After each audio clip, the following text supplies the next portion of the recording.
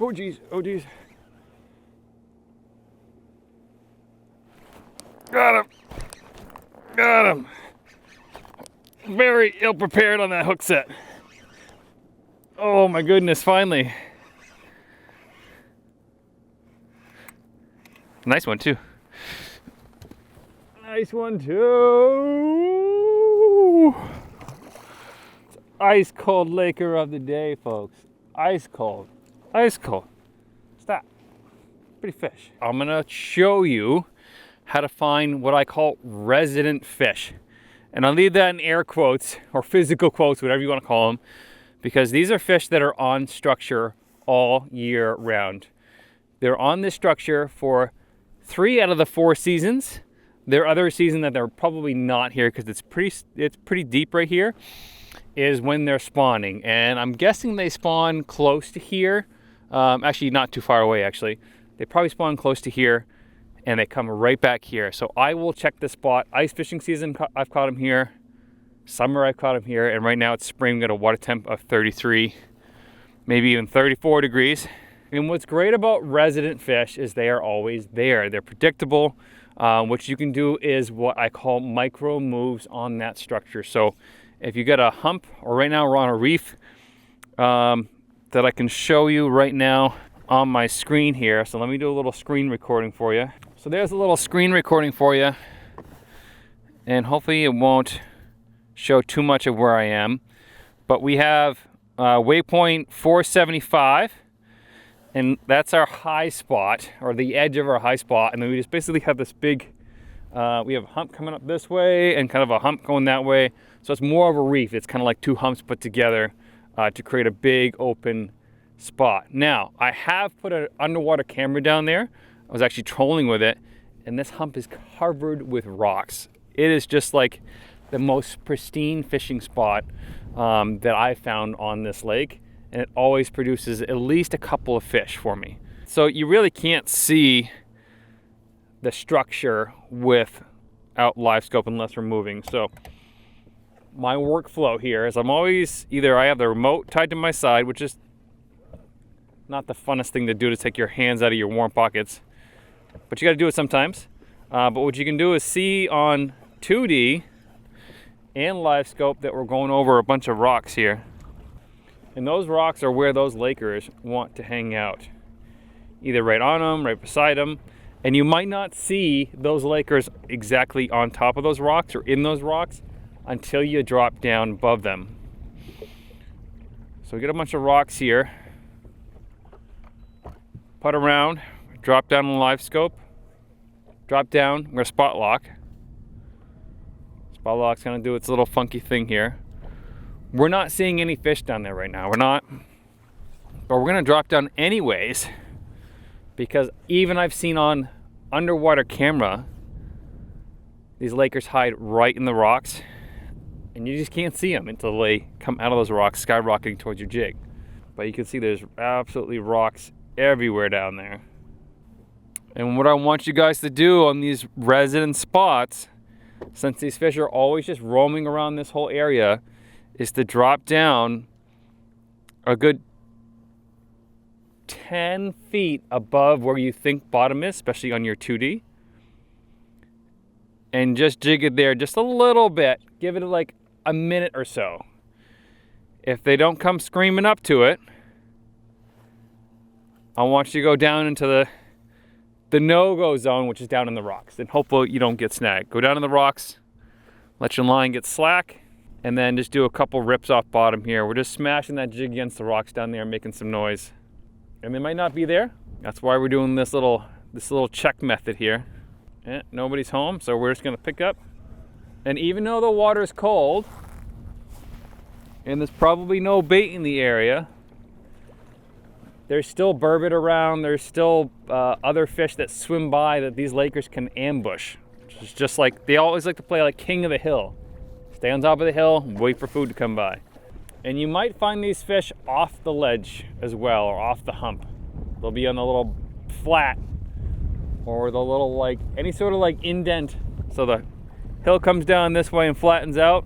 Park right on that flat. Even if it dips down again, they'll probably be right on that flat area. And the water clarity in this lake's like probably like 15 feet. So I'm staying off bottom pretty high here. And I can see both Lakers there, not too far from me, so I'm just gonna pitch out to them a little bit. We got 1, 2, 3 fish technically right behind us here. Just gonna cast out to them because we can. Now, if you don't have Livescope, you're going to have to putt around this thing a lot with your trolling motor or your gas motor and mark a fish, hit spot lock, come around upwind into the spot that you think they're going to be at. That will save you a lot of time and aggravation. Oh, now he's right below me, of course. I got 2 fish within sight range of me here. Come on. Oh, he liked that. Got it. Small one. Super small. But, what a freaking blast, though.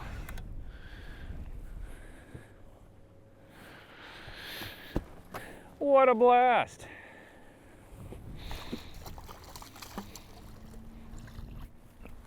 Now, our Lakers are not doing the best in this particular lake. This one's like really beat up. It's got some sort of scab on that side too. Got another one coming up to me right now. Come on. Got it.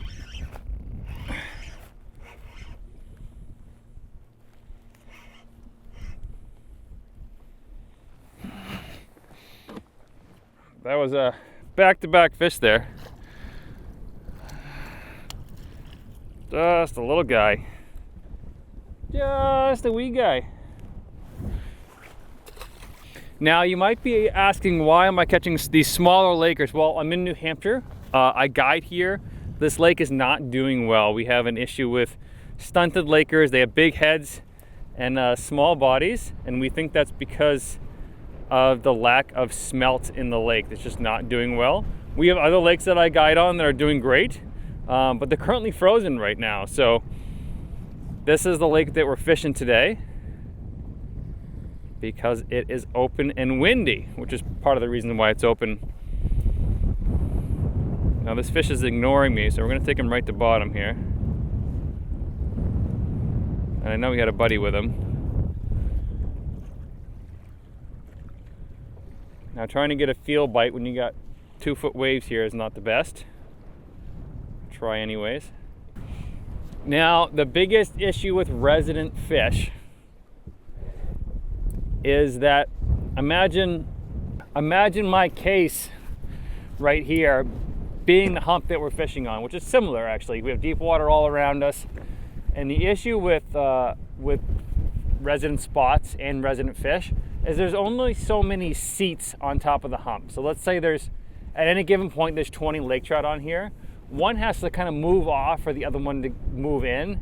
And what I have seen is one big fish come in, like a 30-plus incher, come in and literally spook all of the fish off the hump. It's really cool to see. I've actually seen it on Livescope before. So there's only so many seats. So what you want to do is these springtime, summertime spots, it's a little harder to do in the wintertime because just like mobility is lacking, is run from hump to hump to hump. Pick off 3 or 4 fish on each hump and then just move to the next one, because you're picking off only a few that live there. It's their resident spot, they live there full time. You'll catch them and then you can go back in actually a few hours if you want to, or the next day, and pick them off again. So see how that laker just like rose up and they're like doing funky things over there? I'm pretty sure they're eating bugs, so I might have to downsize. Since our lakers are so small here, their predominant forage is baby smelt. Oh, got it.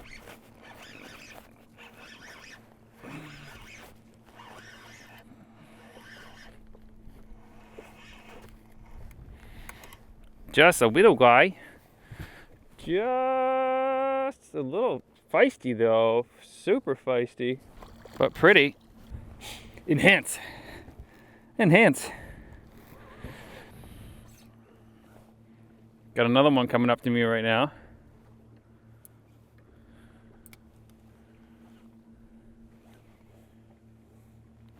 Got it.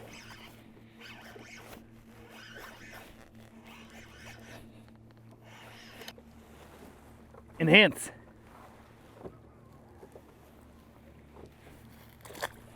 And so the baits that we're using today are swim baits that are designed specifically for this lake. It's part of the Winnie kit, which I'll pull up a picture of it right here. If you have bigger lakers, which doesn't take much from this, 25 inches and over, maybe that 27 inches over, I have a big bait kit, which I'll pull up a picture right here. That's what I use on Sebago and Champlain, where there's bigger fish in my local area within like 3-hour radius of where I am. That work great. And all of that is made actually in my garage. So I started my bait making business because I started finding stuff that worked, and then I stopped making it. So I'm like, you know what, I'll make it myself. So if you guys want to support the channel, visit benditfish.com. And if you want to be guided by me, also visit benditfish.com, and we can come out and slam hopefully some bigger lakers on a different lake. Oh, here comes one right here. He's hot. Oh, we missed it.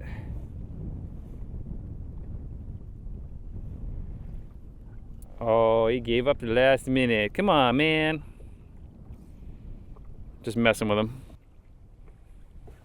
Oh, he likes it.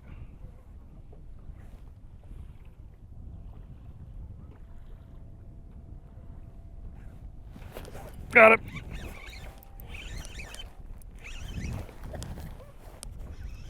I did not have my wrist locked on that one.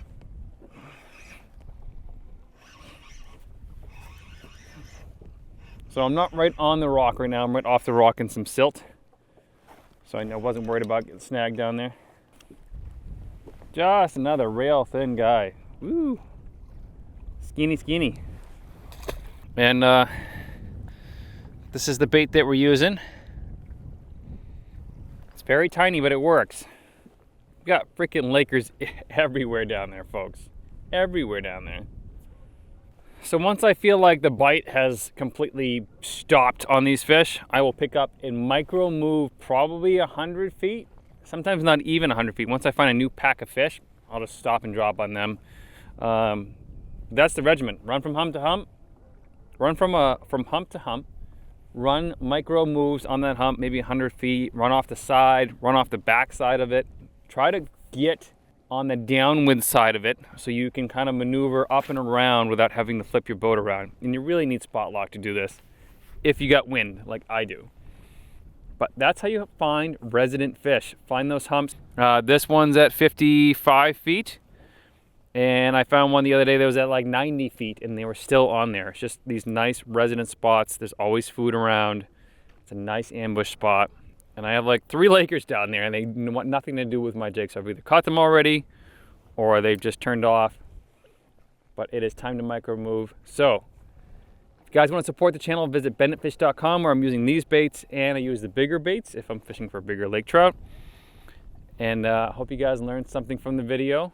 And if you want to be guided here in New Hampshire, visit benditfish.com, and there's a whole guide page where you can contact me. And we'll have a little chat, get you out fishing. And if you want to watch more lake trout how-to content, either click here or here, and I'll see you on one of those next videos.